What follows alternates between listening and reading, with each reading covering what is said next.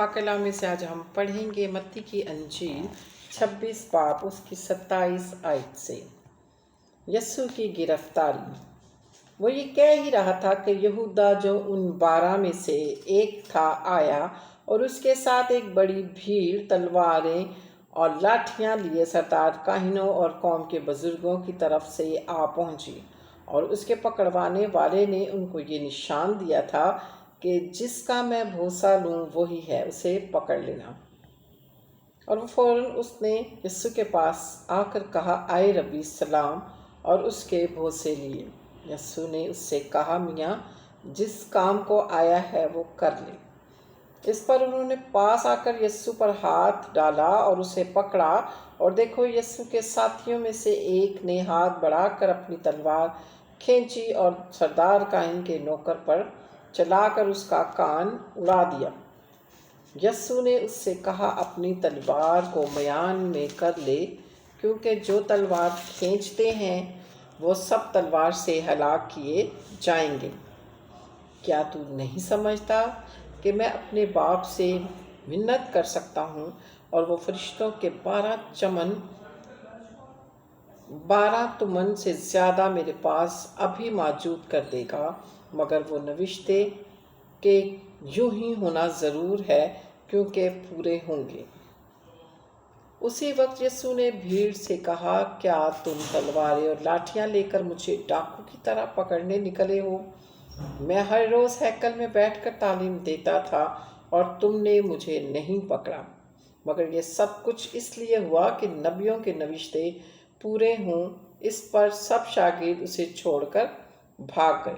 یسوع کے پکڑوانے والے نے اس کو قیافہ نام سردار کاہن کے پاس لے گئے، جہاں فقیہ اور بزرگ جمع ہو گئے تھے، اور پطرس دور دور سے اس کے پیچھے پیچھے سردار کاہن کے دیوان خانہ تک گیا، اور اندر جا کر پیادوں کے ساتھ نتیجہ دیکھنے کو بیٹھ گیا۔ اور سردار کاہن اور سب صدر عدالت والے یسوع کو مار ڈالنے کے لیے اس کے خلاف جھوٹی گواہی ڈھونڈنے لگے، مگر نہ پائی۔ گو بہت سے جھوٹے گواہ آئے، لیکن آخرکار 2 گواہوں نے آ کر کہا کہ اس نے کہا ہے، میں خدا کے مقدس کو ڈھا سکتا ہوں اور 3 دن میں اسے بنا سکتا ہوں۔ اور سردار کاہن نے کھڑے ہو کر اس سے کہا، تو جواب نہیں دیتا، یہ تیرے خلاف کیا گواہی دیتے ہیں؟ مگر یسوع خاموش ہی رہا۔ سردار کاہن نے اس سے کہا، مجھے تجھ زندہ خدا کی قسم دیتا ہوں کہ اگر تو خدا کا بیٹا مسیح ہے تو ہم سے کہہ دے۔ یسوع نے اس سے کہا، تو نے خود کہہ دیا، بلکہ میں تم سے کہتا ہوں کہ اس کے بعد تم ابن آدم کو قادر مطلق کی دائنی طرف بیٹھے اور آسمان کے بادلوں پر آتے دیکھو گے۔ اس پر سردار کاہن نے یہ کہہ کر اپنے کپڑے پھاڑے کہ اس نے کفر بکا ہے، اب ہم کو گواہوں کی کیا حاجت رہی؟ دیکھو تم نے ابھی یہ کفر سنا ہے، تمہاری کیا رائے ہے؟ انہوں نے جواب میں کہا، وہ قتل کے لائق ہے۔ اس پر انہوں نے اس کے منہ پر تھوکا اور اس کے مکے مارے، اور بعض نے تماچے مار کر کہا، اے مسیح، ہمیں ثبوت سے بتا کہ تجھے کس نے مارا۔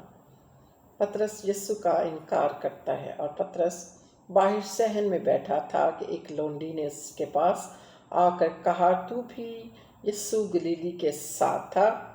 اس نے سب کے سامنے یہ کہہ کر انکار کیا کہ میں نہیں جانتا، تو کیا کہتی ہے؟ اور جب وہ ڈیوڑی میں چلا گیا تو دوسری نے اسے دیکھا، اور جو وہاں تھے ان سے کہا، یہ بھی یسوع ناصری کے ساتھ تھا۔